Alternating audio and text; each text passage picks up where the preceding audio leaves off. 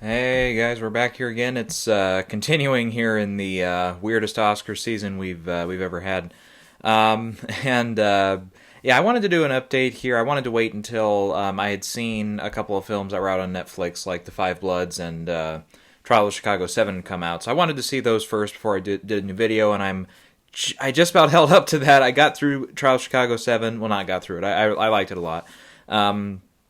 And then The Five Bloods, I've got a little over an hour left, but I was like, well, I said, look at where we're at in the calendar. I'm like, I might as well just do a video here and give you some updates for Oscar predictions. We might do another video here relatively shortly. We might get into some early Golden Globe predictions. Those nominations don't come out until, I believe, January. January, February, somewhere in there. They pushed them way back, of course, to kind of fall in suit with the Oscars here.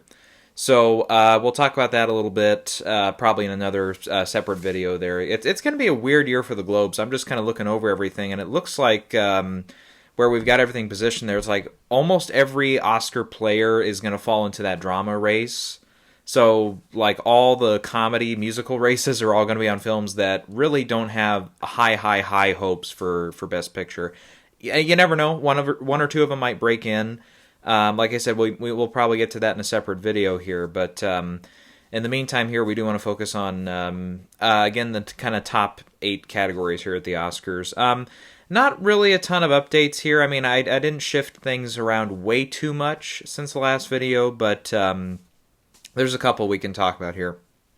And of course, we have to talk about a few films that have left the Oscar race. As I recall, my last time we did a video here, West Side Story had just left, and maybe there was one other one that was really top of mind, but that one we knew was gone. Now we know that Dune is gone. That's projected to come out in October of next year, actually right around my birthday.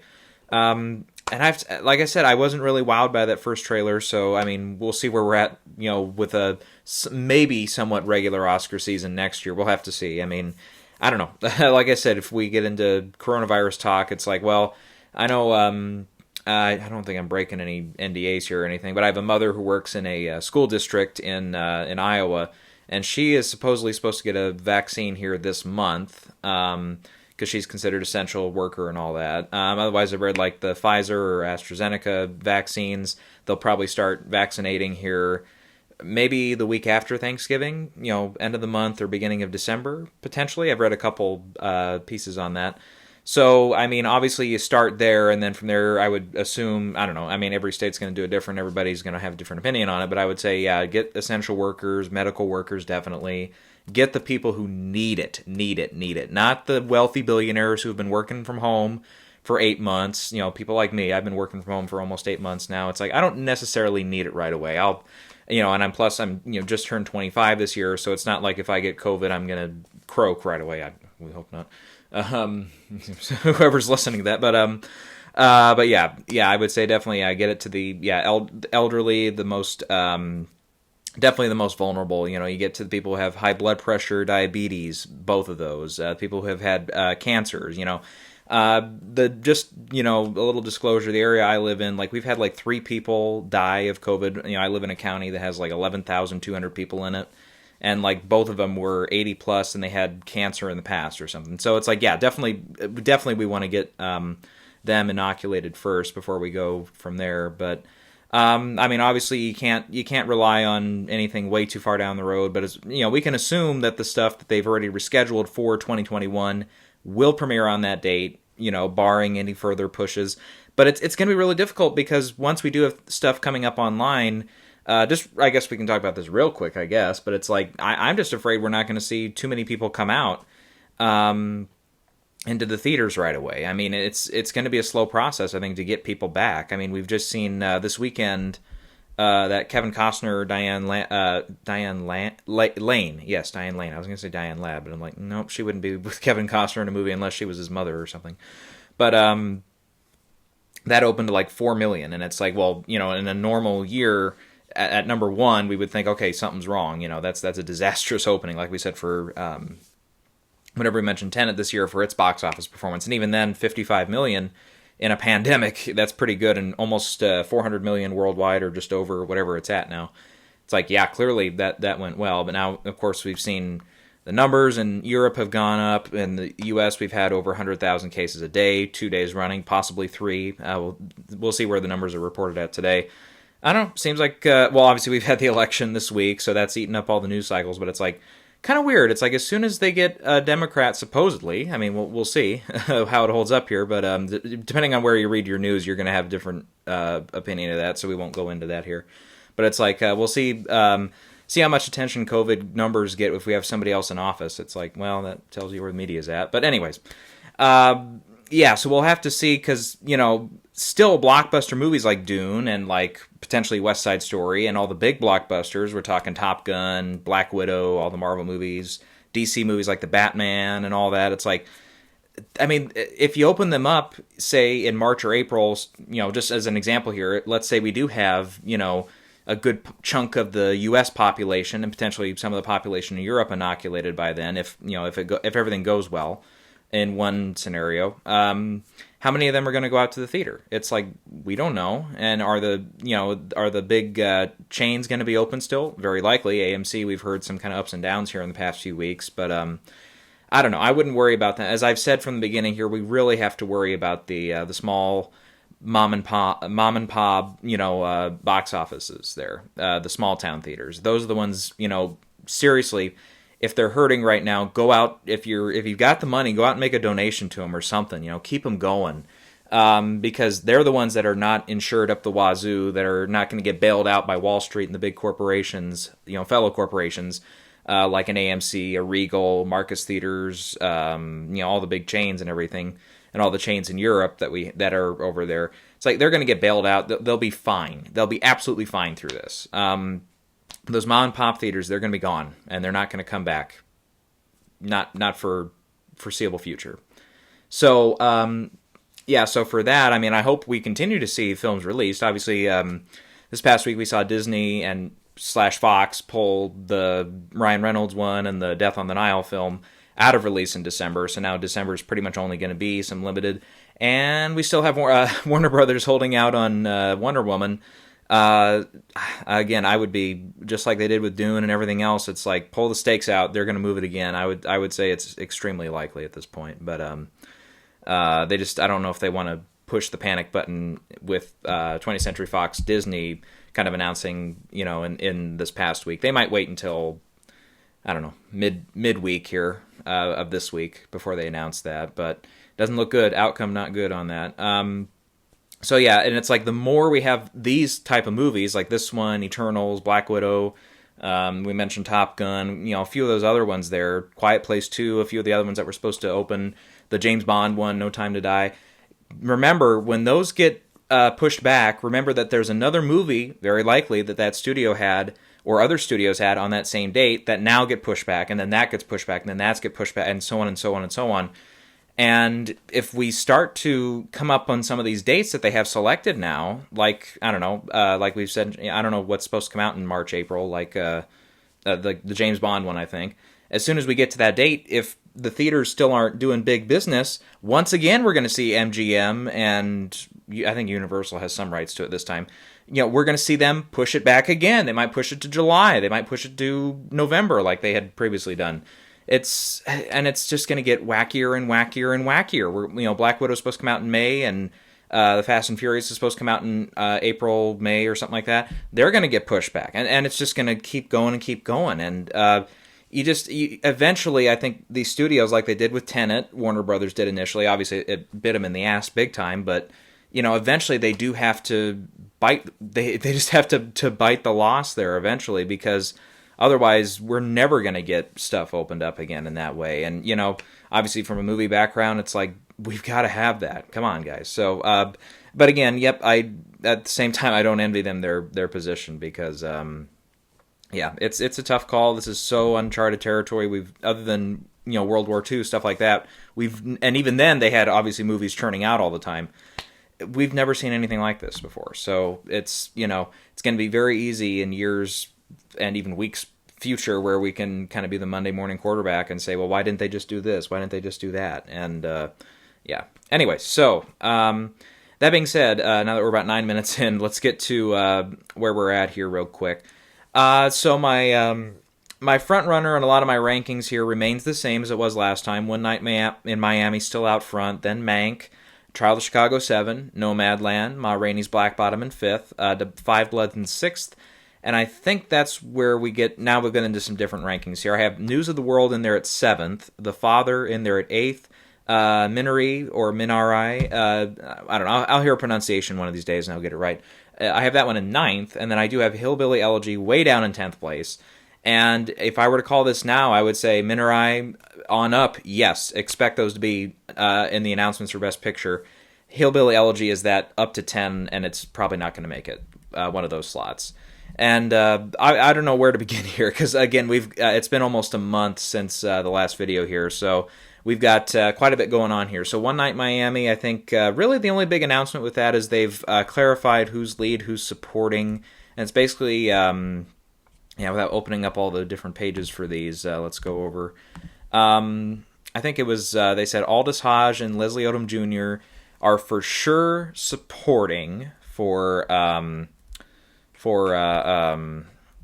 Night Miami. And then the other two are going lead, and that does include Kingsley Ben-Adir and I'm going to find him here, Eli Gorey for One Night Miami. They're both going to be lead.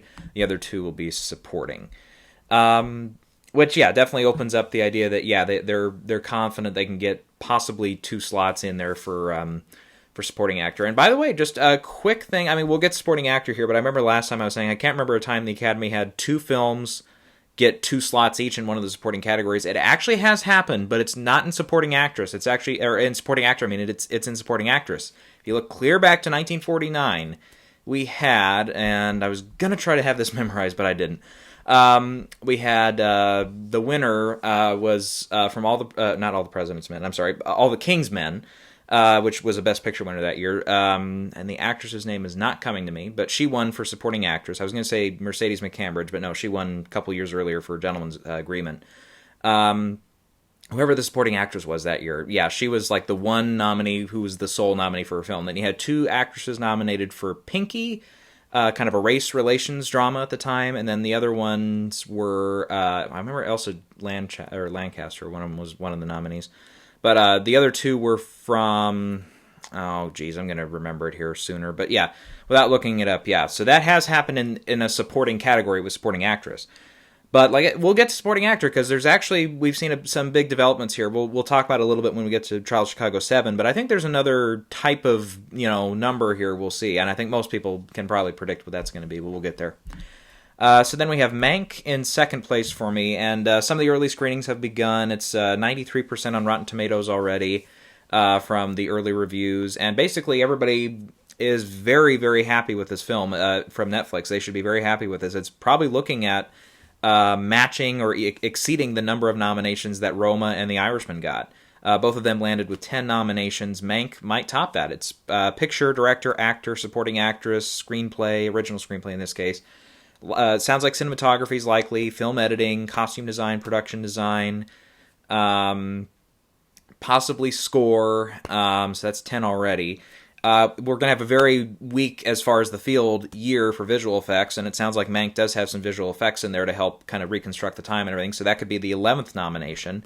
And if it gets a sound category, that would be 12, which is possible. Again, we don't really have, outside of Tenet and possibly Wonder Woman, if that plays in time, we're not really going to see a lot of representation this year for those kind of traditional big blockbuster films at the Oscars.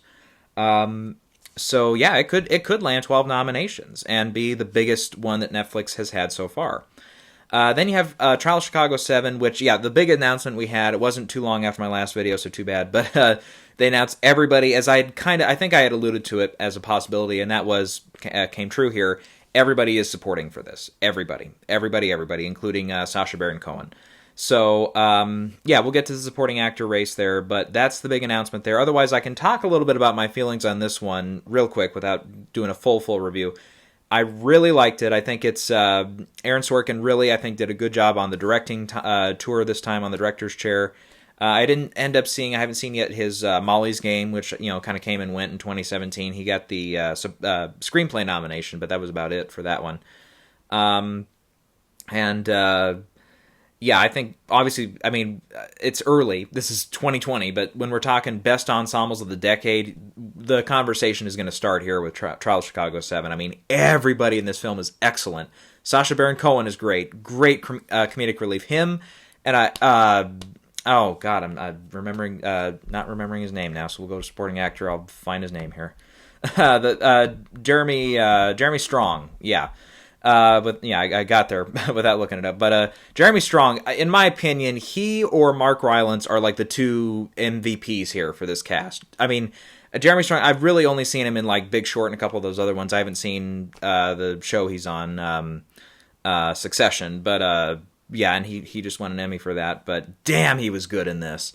Really excellent. Mark Rylance, as always, is great. Yahya Abdul-Mateen II, I mean, I'd seen him in like Baywatch and stuff, and we kind of talked about that last time. But yeah, he makes a big impact here, and he's definitely one. I think people are going to remember his name for this film. He really has a really great role here. Yeah, Sacha Baron Cohen mentioned. Joseph Gordon-Levitt I really liked in it. Eddie Redmayne I thought was really good. Frank Langella as the judge was all right. Who else do we want to talk about here? Yeah, almost the rest of the cast there, they kind of show up for a couple scenes and they're kind of done. But always good to see John Carroll Lynch in there. He's good. Yeah, it was overall. I mean, the cast was fantastic here. Really well written script. A lot of very clear parallels to today's world with the way that the press and the judicial system treats protests, are all protests riots, or all riots protests, all that stuff, that argument, all that. It's, coming from Aaron Sorkin, you'll probably, you'll look at it as a kind of progressive democratic, ideal and all that. But I don't know, I think they tackle it pretty well here in this, and I really liked that aspect of it. The only thing I was kind of lacking on was I thought the last 5 minutes, I mean, and everybody kind of has their different opinion of the last 5 minutes, I thought it was way too hammy, way too predictable. You could see it coming from a mile away. It's an old screenplay trick that, they teach you in all the screenplay classes and everything. So that I knew as soon as they mentioned, I don't know, I guess we won't go into exact spoiler details on it, but it's like as soon as one little thing comes up, a kind of not quite MacGuffin idea, but that once an idea like that comes up, I'm like, oh, of course that's going to come into play later, and it does. And so, aside from that, though, I think really they handled this well. The editing I thought was really, really great. Definitely an editing nomination coming this film's way when they go back and forth between the trial and the actual events. Really handled really, really well. Yeah, I think overall, I mean, we're maybe looking at score for this one, too. I would say production design's in play. Costume design is probably a good bet at this point. Cinematography was pretty good. I believe it's the same cinematographer that was on Nebraska, Feed Papa Michael or something like that. And correct me if I'm wrong, did he do Ford v Ferrari last year? But yeah, pretty good job on the cinematography here. And yeah, it might end up with a sound nomination or two because of the year we're in. So yeah, I would say look at that one, maybe getting up to the, I have it, without spoiling it. Let's see, 5, 6. So yeah, that could get into the 10 nomination range as well. Maybe even possibly exceeding that and kind of getting up to where Mank is at right now for me. So yeah, that's where that's at. Nomadland I still have down in 4th place, and again, that one could, overtake a couple of these. But I'm looking forward to seeing that one however I can see it. Yeah. Ma Rainey's Black Bottom, I don't think there's quite been any official, screenings for this yet. If there are screenings for it, there's supposed to be, NDA screenings, so nobody can really talk about it, but sounds like, again, Netflix has another one that's a force to be reckoned with here, with Viola Davis and Chadwick really putting it on here. And we do know now that Chadwick is going to be considered lead. That's almost direct announcement from Netflix there, so that's probably 100% confirmed. But yeah, he's going to run into that buzzsaw that is Gary Oldman, Anthony Hopkins, and even Delroy Lindo in Da 5 Bloods, who I had in there because the word of mouth was he was good in the film. So I'm like, okay. And actually, yeah, Da 5 Bloods is next, so I might talk about what I've seen so far from that one. And yeah, from that, Delroy Lindo, holy crap. I mean, wow. I had never heard of the guy, but damn, he does a fine job in this. And then also I want to highlight, I'm going to look up the names here and make sure I got it. Clark Peters plays Otis. I really like his character so far. looks like there's a lot that can happen with that character. Looks like there's a lot going on there. And then yeah, even Chadwick Boseman in this, I think I wouldn't call it like career best so far, but it's like definitely he leaves an impact in his scenes. So does he get the double nod? I don't think so. Not quite. I think Ma Rainey's is probably going to be where most of his support goes to. I mean, and supporting actor, I mean, I think we're going to have a strong enough year we won't have to rely on that. I mean, it might be a big sympathy thing to get him the 2 nominations. That's never happened for any posthumous actor before. Somebody else had mentioned it, but James Dean did get 1 or 2 posthumous nominations. I think it was 2, ruled 2, for Giant, and then for what was the second one?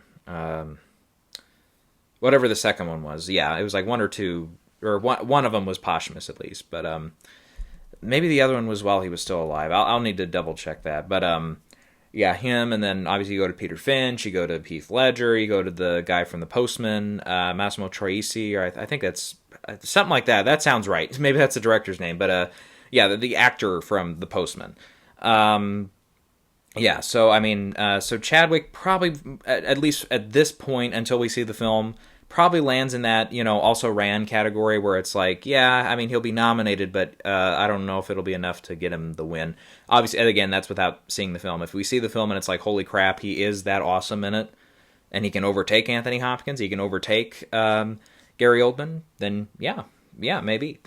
But yeah, so far to Five Bloods, I think I'm kind of feeling its length a little bit more on this one. I mean, it's over 2.5 hour movie, and it's like, yeah, it's like I've been kind of, I get 40 minutes in, 40 minutes, or approximately that, and it's like yeah, I'm kind of fits and starts with it. But yeah, overall, I'm enjoying it so far. I think it's clearly a good story, and yeah, the acting ensemble, this could be one that lands in the SAG ensemble this year. It could. It is Netflix. They love Netflix at SAG, so I'd watch out for that one. I mean, Trial of Chicago 7 is going to be top of mind for sure, but yep, that's that one.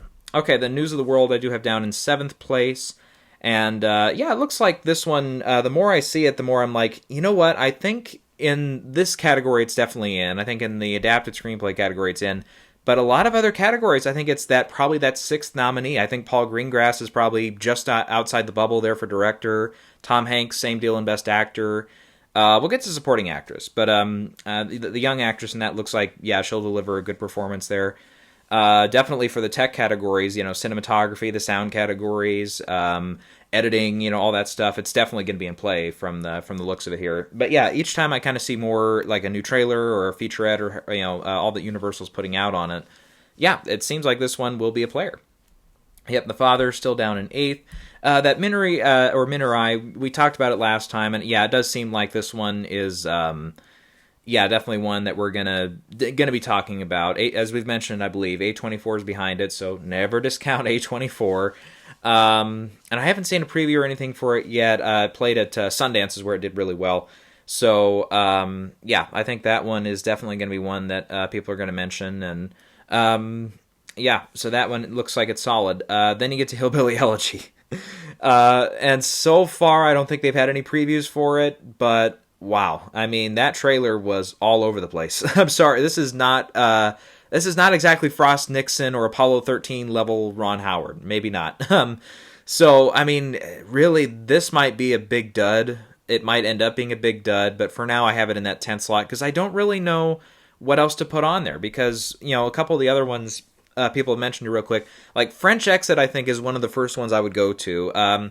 The New York Film Festival screening there seems like it went well. Michelle Pfeiffer got all the glowing reviews that we thought she would, but the film itself, I think people are a little mixed on, so that might struggle. Then you have Ammonite, which we've mentioned. I think that opens in whatever markets it can here in the U.S., I believe, this week or next week, unless they pushed it back and I missed it. But and again, it sounds like that one. I have it in for the acting categories, and that's it. But for picture, yeah, I don't quite see it going that way. On the Rocks, I can see it. I have a newer Apple device that I got this year, so I have the Apple Plus automatic subscription or whatever. So I'll probably see that one here fairly soon. But yeah, again, maybe Screenplay is probably the biggest player for that one. It's kind of that classic kind of Wes Anderson kind of feel, even though this is Sofia Coppola. And not Wes Anderson. And Yes, I would say that one possibly, but again, that might be the one if it goes comedy at the Globes, which every signal points to that's what it's going to be. That one I can see kind of running the table at Globes and getting a couple wins there. Soul, the new film from Pixar. I mean, yeah, I mean, if Pixar has a kind of later release here, it's never a terrible idea to put it in as possible for Best Picture and stuff. We did see, I think, obviously Inside Out's probably the closest they came last time. Toy Story 4, I think, definitely got the buzz for the animated feature category, ended up winning, but didn't really have a lot of steam behind it for Best Picture. Let's see, a couple unseens are like Judas and the Black Messiah, The United States versus Billie Holiday, which I did recently from Netflix see the Lady Sings the Blues. Man, that's a good one. I like that one. So this one, it kind of sounds like it's going to tell the story that's very, very briefly brushed upon in the movie, where it's kind of has to do with her legal battles, trying to get her license to be an official entertainer in New York and stuff. I believe that's kind of where it was at. That's at least what I got out of the film. I mean, I might be totally wrong about that, and maybe the film had it factually wrong, but it seems like that's what it's going to be. And it's like, obviously, if you go back and see that, Diana Ross is just dynamite in that. Great performance. What else? We've got the first trailer out, at least for The Prom, and it's like, yeah, I don't know. I mean, it looks like it'll be kind of like one of those, plays well at the Globes, gets that comedy musical nomination, possibly could end up surprising and winning there, but Oscars, yeah, I'm gonna say no to that one. I'm not saying it's this year's Cats, but it might go that way, but I don't know. It sounds like some people are actually excited about it, so we'll see. Okay. Then for the director race, I still have David Fincher out front for Mank, but I do have, again, Chloe Zhao in a close second place for Nomadland, still Regina King in there for One Night in Miami, Aaron Sorkin still in for Child of Chicago 7, and Spike Lee in there for To Five Bloods. Again, I think the sixth place pick here is definitely Paul Greengrass for News of the World. I would be mindful of somebody like a George C. Wolfe for Ma Rainey's Black Bottom if that one really, really takes off. Sofia Coppola, possible for On the Rocks. I would say she actually, without spoiling it, going into some of my predictions here for Golden Globes, I would watch out for her in that director's category at the Globes, maybe. Let's see, Lee Isaac Chung is the director for Minerai, so if that one starts to kind of climb up even more so in some of these prediction charts and stuff, yeah, I would watch out for that as an outside shot. Florian Zeller is a first-time director for The Father, but we'll see. Again, that one, how well that one plays. Yeah, I think that's kind of about it for director. Yeah, it's kind of a quieter year for director this year. Okay, for actor, I don't think we've made any big changes here except for putting Chadwick in lead actor, and now we'll take Sacha Baron Cohen out because he'll be in the supporting race. But yep, like we mentioned, Anthony Hopkins still out front here. Gary Oldman for Mank in second, Delroy Lindo in third for To Five Bloods, Chadwick Boseman in fourth for Ma Rainey's Black Bottom, and then Kingsley Ben-Adir still in there for One Night in Miami. Again, watch out for Tom Hanks here. We'll look at, for a second there I was considering Steven Yeun for Minerai. It sounds like he's kind of one of the focal points of the movie. So him and one of the supporting actresses, we'll probably mention her here in a few minutes, but yeah, it sounds like they're kind of some of the focus points of the movie. So if it does break into some acting categories, which Parasite couldn't quite do last year, then I would watch out for those two. Possibly Daniel Kaluuya for Judas and the Black Messiah. Riz Ahmed got a few notices for Sound of Metal, which I haven't heard a lot of stuff on that. But yeah, I think that kind of covers it for Best Actor there. But yeah, I would say one quick thing, though, about Chadwick, though. This is something I'm kind of thinking about when we get to the later on the race here. If we have somebody like an Anthony Hopkins, who, I mean, in all honesty, though, he's up to that level of a guy who, when it's all said and done, he should have more than one Academy Award on his mantle. He's that good an actor. If, the races and everybody, Golden Globe, SAG, Critics' Choice, all them, if they kind of get bored with keep giving it to Anthony Hopkins, if he sweeps a lot of the critics' prizes and stuff too, and they want to say, well, let's, Chadwick, we just saw him, a little more recently. I could see an avenue there where Chadwick can kind of pick up some steam and kind of do like we saw in 2018, where we saw some of the critics prizes were kind of splitting between like Christian Bale. I think Bradley Cooper only got like one, but like, those two and Vigo were, it seemed like those were the three, and then here comes Rami Malek in Bohemian Rhapsody, and it's like that was kind of a November release as well, which I believe Ma Rainey's is still supposed to come out in November. I've heard December now, but we'll see. But yeah, that one is kind of a later release, and again, in a normal Oscar year, that would be kind of at toward the very end. But now it's going to be in the middle and, instead of toward the end for when it comes out in the release calendar.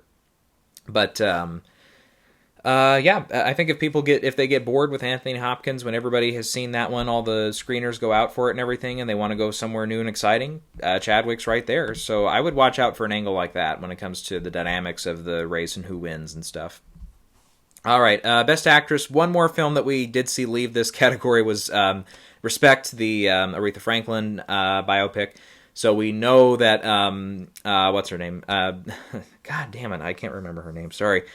We had her in here, to lead here for a while there. Oh, God, I'm so sorry. I got to look this up because I'm stupid. Respect, yeah, 2021 film. Jennifer Hudson. God, I don't know why I can never remember her name until I see her face. But Jennifer Hudson, yeah, so she's out for sure then. So I'm kind of picking a weird one here right now because she could totally fall out again if the film is absolute trash, and that's Hillbilly Elegy, Amy Adams. I just kind of see this angle. It's like, okay, Viola Davis. Well, she just won a few years ago for Fences. Okay, what about Frances McDormand? Well, she just won even sooner, a year later than Viola did, for 3 Billboards in this same category. Kate Winslet, we can go to. Oh wait, she won in 2008. So it's like I kind of look at it in that logic of who's already won and who hasn't won. And Amy Adams, of course, she'd be 0 for 7, I believe, if she loses this one. So that puts her on the same ballot right now as Glenn Close does. But Glenn Close, if she gets nominated in the supporting category for this and she loses, she would be 0 for 8. So yeah, we'll have to see there. And Viola Davis for Ma Rainey's, I think she's kind of taken over in the Best Actress category right now, with Frances being like, they're pretty dead even here, or pretty close. And yeah, it kind of seems like, yeah, it's going to be a close battle there if you kind of go by those two. And Viola, I think somebody had mentioned here in the comments, it's like, well, she'd be the first African-American actress, I believe, and I believe this is correct, that would win in both a supporting and a leading race. And it's like, well, hell yeah. I mean, if we have our first, again, if everything holds up, our first not only female, but African-American female in the holding either vice president or presidency, depending on how far we go there with Joe Biden, if everything holds up there, it's a historic year. So, that might fall in line, and we might see, our second and be our second female director and best director if Chloe Zhao pulls it out, and then also with she'd be the first Asian female director. So I mean, yeah, we could see a lot of historical firsts this year at the Oscars, but yeah, it's early though, so it's a lot of stuff can happen in between. And Frances, remember, is a producer on Nomadland, so I think if the actors, they were pretty reticent of that last year, I should say, with Robert De Niro not getting in for lead actor for The Irishman. But then again, as I said for my first screening, I said I wasn't really wowed by that performance until you got to the third act, and then he finally gets some of those big emotional scenes in the third act, and it's like, I think for those that weren't on board with The Irishman or all that, there was a lot of other candidates they went to last year that you could nominate ahead of him and stuff, so makes sense why he didn't make the list. Plus, they could nominate him for in the producing category there for The Irishman. So as far as the win, I think you can apply that same logic this year to Frances, where it's like, well, if we give Nomadland Best Picture, then that would be that'd be a way for her to win an Oscar without also awarding her Best Actress, where she just won 3 years ago. But yeah, then again, you do look at some cases like Mahershala Ali winning twice in 3 years and all that. So I mean, this would be about the same time frame. It'd be twice in 4 years, if my math is correct, because 17, 18, 19, 20. But yeah, I mean, it would be, and then it'd be twice in 5 years for Viola Davis, though, to make that same argument. So it's like, I don't know. It's like you get arguments on both sides here for that. So yeah, I've kind of mentioned the rest of these here. So Amy Adams first, Viola Davis second, Frances in third, Kate Winslet I have in fourth place for Ammonite, and then in fifth place, out with Jennifer Hudson out, I have Michelle Pfeiffer in for French Exit. And correct me if I'm wrong, this is her first nomination since '89 for Fabulous Baker Boys, so that's a long time coming for that second nomination. But we've got a few on the table here that could take her out. One of the first ones I go to here is as a possible upset is right now is Sophia Loren, who's got The Life Ahead. I don't know who's behind that one, but it sounds like she's 80 in her 80s, I think.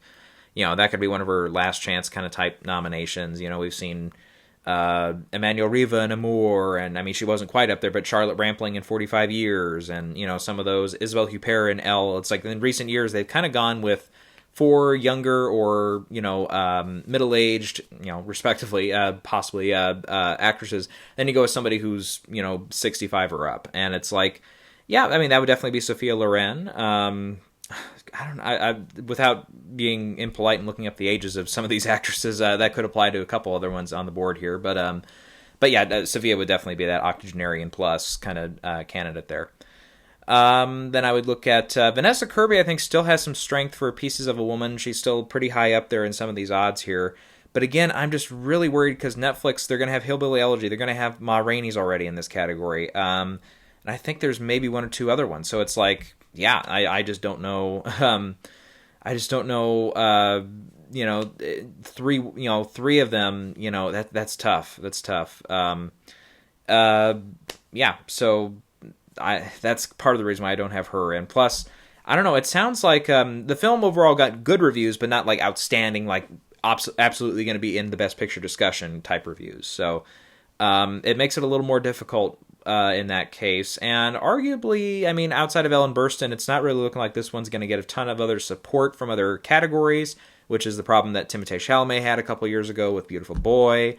Problem that Albert Brooks had quite a few years ago now with Drive, and a few other examples there like that. But it's like, yeah, it gets really, really tough. You have to be like top of the field there to do that, where you're the sole nomination for your film in an acting category like that. So yeah, that's tough. Let's see, then Andra Day for United States versus Billie Holiday. Obviously, we've mentioned when Diana Ross got nominated for that. So this is a, you know, kind of like Joker last year. It's like it's a role that's already been nominated for in the past. Obviously, with Joker, it was like it had won before, and Joaquin did end up winning. But yeah, and then I think from the sounds of it here, Carey Mulligan might be the one to win for the Globe race for lead actress comedy musical for Promising Young Woman. So, I mean, if she gets enough support behind that, she could break in here for 5th place, or maybe in a 4th place for Promising Young Woman. Sorry, but I haven't heard a lot of buzz on that one yet. Okay, for the supporting actors, I do think now that we do have Trial of Chicago 7, everybody's going supporting. I think we are going to see for the first time, I'm doing my math here, in 46 years, 3 candidates in the supporting actor race. The last time that happened was Godfather Part 2. The first Godfather also did it, and then On the Waterfront, I believe. Those are the examples. So it's, you know, almost as long as the Oscars were around up to On the Waterfront, you know, that amount of time, that, you know, what was it? That'd be 40, well, shit, that would be like a 47-year span, and this would be 46. So it's almost, you know, the time from the Oscars started all the way up to On the Waterfront was, again, if my math is right here, 47 years. And then it's been almost that amount of time since we've seen a film get 3 supporting actor, or in any case, 3 candidates from a single film in the same category. So, yeah, so that's going to be amazing if that happens here. Anyways, but I think we're really going to struggle to see any one of these 3 win, though. It's kind of the argument with The Godfather, where it's like you just got to find that other performance that's outstanding, like, oh shit, what was his name? Joel Grey, who won that year. And from the sounds of it, it sounds like Leslie Odom Jr. Really is one of the standouts of the cast there in One Night in Miami. I had him in 2nd place, so I kind of, after Chadwick went out, I bumped him up to 1st. I do have Mark Rylance in 2nd place, and his role, more or less, it is an ensemble, but it's like if any one character almost feels like a lead of the movie, it almost is Mark Rylance. I mean, it's a hard call because it's like Joseph Gordon-Levitt gets a lot of screen time, and he's one of the first characters we're introduced to. He probably has more dialogue than anybody in the film, probably, because of all the screen time he gets. Sacha Baron Cohen, I mean, he's not, like, he doesn't disappear in the film, but it's like, you know, there's a few sequences here and there where it's like, oh, here he is again. You know, he kind of, some of the other cast kind of gets moments here and there. Eddie Redmayne, I mean, kind of sort of feels like a lead, but then again, you know, he kind of has those moments too where it's like, yeah, you get some scenes where he's not in, and you get a few of them in a row. Yeah, Yahya Abdul-Mateen II definitely is a supporting actor in this. He, you know, without spoiling it, if you look up the true facts of the case, I believe it, you know, should be pretty accurate there. You know, there's a reason he doesn't show up for some of the final moments of the film. But yeah, and by the way, there was one scene with him. If you've seen the movie, you probably know what scene that is. But there's one scene where something happens with his character, and I'm like, okay, come on, that did not happen. And you look it up, and it's like, oh, it happened, but it happened even longer than what it did in the film. It's like, holy crap, Jesus Christ, our judicial system was broken then. Holy crap. Wow. So that was a strong moment. And definitely, I think not say that's going to be the scene they show, with the clips package and everything for him, if, presuming he gets nominated. But it's like that one, or maybe one or two others. It's like, yeah, he gets some strong scenes in this. But yeah, Sacha Baron Cohen, some people have called it a career best, but it's like, I don't know. I think I really enjoyed him in this too. But yeah, he's really good in this. And I have David Strathairn in there for 5th place for Nomadland. So yep, sorry for you Game of Thrones fans out there, fellow Game of Thrones fans. I have knocked Charles Dance out of there for one of these slots here. But yeah, we might see the day where the Lannister banners go up and I put him back in.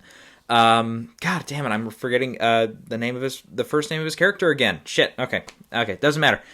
He was one of the Lannisters. That's all I remember. But and he was one of the best characters in that show, though. But yeah, actually, a couple people that have seen the film, they talked a lot about the film and a lot of the different performances and stuff. But Charles Dance's name only kind of briefly got mentioned there. And I just read like Pete Hammond's piece, for example, on Deadline. Yeah, it came up and he said he's a long shot. So it's like, oof, I don't know. But yeah, it sounded more like if any one actor from that film is going to get in, though, it's going to be Arliss Howard, who plays Louis B. Mayer. And, I might be the only one who thinks this, but Louis B. Mayer's role last year in Judy, the Judy Garland biopic, I feel like if that character had gotten more screen time and a little bit more, presence in the film, that could have been a supporting actor worthy type of role. So Louis B. Mayer, I can definitely see that in Mank if he gets a little more screen time and a little more presence in the film. Plus, Arliss Howard, a good actor in there too, playing him. Yeah, I can see that happening totally.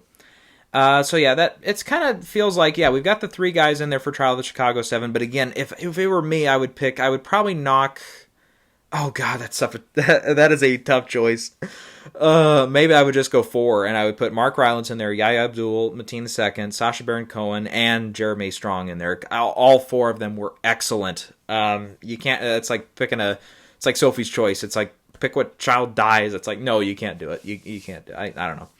And yeah, David Strathairn, it sounds like some folks are kind of, not as high on his chances as they were last time. So he might be one to go. But otherwise, Bill Murray is almost always a candidate when a type of role like this, of course, Lost in Translation. He almost won Best Actor that year. Again, we've kind of talked about Chadwick possibly getting that second posthumous nomination for To Five Bloods, and that's obviously a very, very smart tactical decision there by Netflix. Yeah, I don't quite see that happening. I mean, like I said, what I've seen so far of the film, and I think a lot of his scenes are done, but he might pop up once or twice more. But yeah, I mean, I don't know if it would be like the worthiest nomination I've ever seen in my life. I mean, it's kind of, I don't know, with the screen time and stuff, it is kind of similar to the argument I made with Mahershala Ali, The Year of Moonlight. It's like, damn, he is not in that movie long. He makes an impact when he's there, and it's a well acted performance. But it's like, God, he's only in it. If you add up all the screen time, it's probably like 9.5 minutes.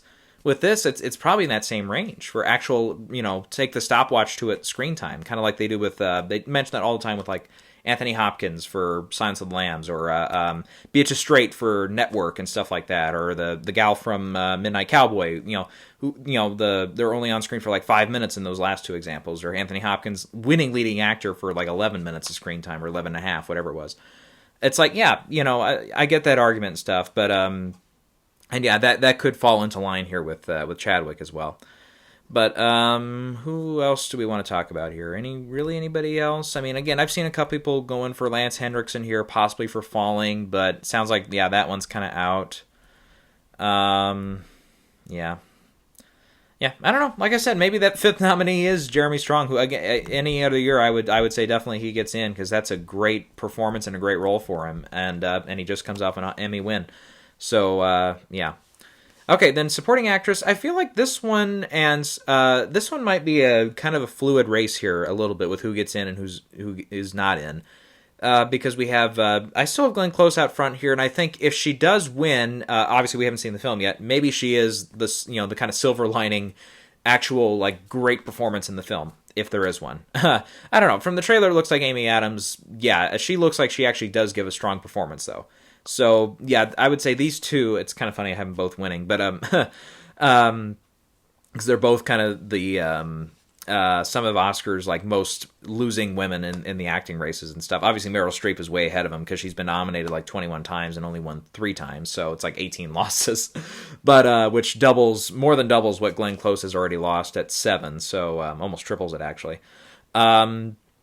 But I do have her out front here, and again, that was kind of an early pick, so it's like maybe one of those that does come true. You know, I got that a couple years ago with Regina King for Beale Street Could Talk, but I don't know. You never know. So, but yeah, I mean, she looks like she's definitely chewing the scenery thing in this film, but I think, again, the candidacy here is really going to be on, this is a makeup. We loved, actually, possibly one of your fellow nominees in this one, Olivia Colman. We loved her in that, in The Favorite, but yeah, we owe you this one. So it could be one of those moments, you know, but depending, even if the film is absolute trash and it's like a 10% on Rotten Tomatoes or something that ridiculously low, but yeah, I don't know. It looks like chewing the scenery, a lot of makeup and stuff, so yeah, we'll see. I still have Saoirse Ronan in second for Ammonite, but I think she's probably, you know, I might update that here pretty quick and move her a little further down the list. Feels like that one, even with, you know, the strong reviews for the performances and stuff, it still feels like that one is kind of, you know, kind of fading away a little bit. Everybody's kind of focusing on other stuff. Olivia Colman for The Father, I mean, like we said, she just won a couple years ago, so, well, 3 years ago. No, wait. 18, 19, 20, yeah, whatever. Almost the same range there as Mahershala Ali winning for his 2 performances there. So she would join a pretty exclusive club with that too, wouldn't she? Yeah. If she were to win for this. But again, I don't know. We'll have to see where else they could go here, because I think Helena Zengel, I did put her in for News of the World. That's the young child actress in that. And then you could go with Amanda Seyfried, possibly for Mank. And, you know, I pulled her out at one point here, and I put in I'm going to try to pronounce this right, Yoo Jung-yun for Minerai. I probably got it close, but sorry. Again, that's one I have to hear the pronunciation before I can nail it. But I put her in for a little bit there. I guess she has a pretty prominent role in Minerai. And yeah, then all the reviews came out from Mank, and everybody's like, no, actually Amanda Seyfried. I mean, the early buzz we'd heard, and then plus she's working with Fincher, who again we've mentioned several actors who've worked with Fincher who normally you'd think, why would they work with Fincher? But then Fincher churns out a great performance with them. So that sounds like Amanda Seyfried all over. So some of the early buzz we were hearing lives up to it, I guess, from what everybody says. It definitely could be a career best performance for her. And possibly I've heard a couple for Gary Oldman too, but again, he just won in 2017. So yeah, we'll see how many of those arguments hold up when we get down to the final days here of the race. So those are the 5 I have in that order. But again, with, you know, a couple of these I might switch around here. But it's like, who else is going to take down Glenn Close? It's like, I don't know. It's like if Glenn kind of falls apart and the movie totally collapses, who takes up the role? I mean, do we go Olivia Colman again? Who it sounds like she has a good role and everything, but she just won. And then what about Amanda Seyfried? It's like, who knows with that one? Or, Saoirse, she hasn't won any Oscars yet. She's been nominated 4 times. You know, is the 5th time the charm? Did they go with a young actress like they did years and years and years ago? A couple of examples, obviously, would be Tatum O'Neal and then for Anna Paquin. So there's some precedence for that. But, you know, how high up on the list is News of the World going to be in that category? And, you know, do they go one of the first times again in a long time with a foreign language performance, or a foreign actor, I should say. You know, I think it's all in English, Minerai. You know, and that you go to like the guy from The Killing Fields or whatever, I think is the last one, the supporting actor from that. I think I might be missing one there. I mean, Marion Cotillard, you know, sure, but it's like maybe I'm thinking like Asian actors. That would probably be more accurate, yeah, because we have seen Marion Cotillard win. So, so those are some of the possibles there. Plus, Ellen Burstyn, we'll mention here. She's still hanging in there, it sounds like, and I think it's possible. It would definitely help if both she and Vanessa Kirby get in. If it's like 2 of them in, yeah, then it's kind of like those might be the 2 slots Ammonite has right now for me. I might swap those out later. I'll tell you one person I had no clue, and all of a sudden she kind of is coming up the ranks here is a I don't know her nationality, but Maria Bakalova, who's in the Borat sequel. Actually, some people kind of think it might be one of those, like Robert Downey Jr. Tropic Thunder, one of those comedic supporting performances that gets in, or a Kevin Kline in Fish Called Wanda, and of course he won that year. So a couple people are kind of going with a pick like that. So I'm like, okay, wow, okay.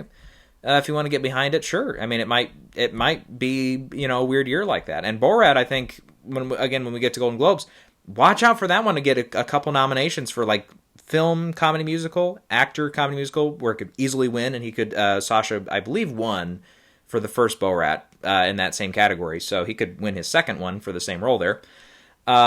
It could get her in for supporting actress. So Borat's already going to be on their radar. So I kind of make that argument with Sophia Coppola in the director's race, where On the Rocks is probably going to do better at the Globes than it does anywhere else. They might like it enough to put her in for director there.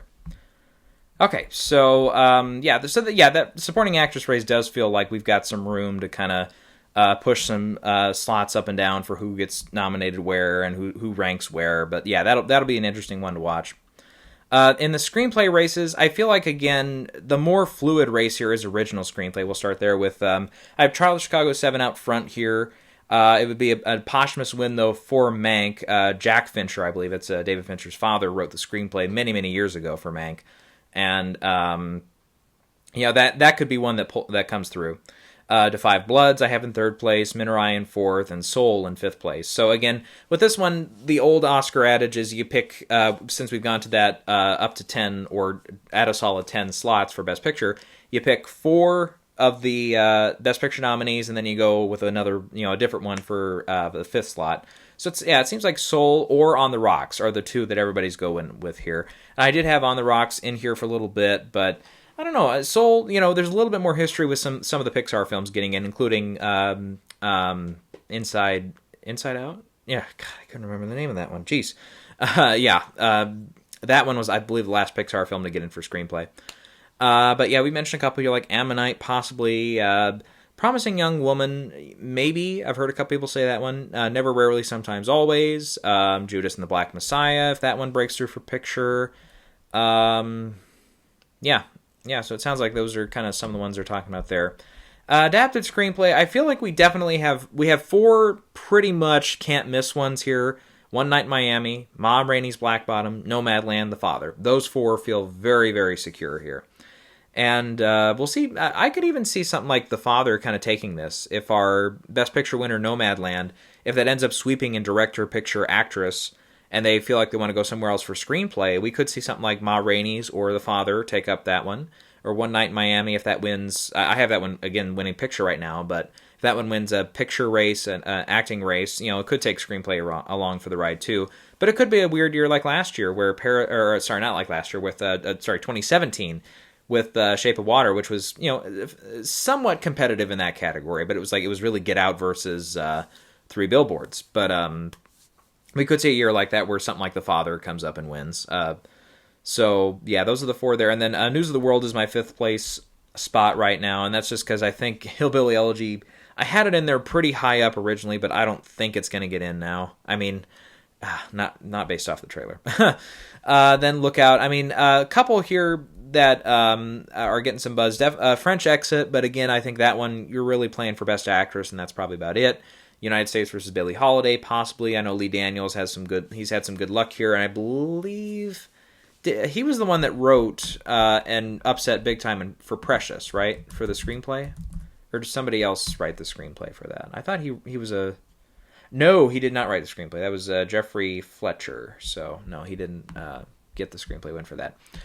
But speaking of which, speaking of Borat, remember, the first Borat got some would argue a surprise nomination that year for adapted screenplay for Sacha, and Sacha Baron Cohen got nominated for it.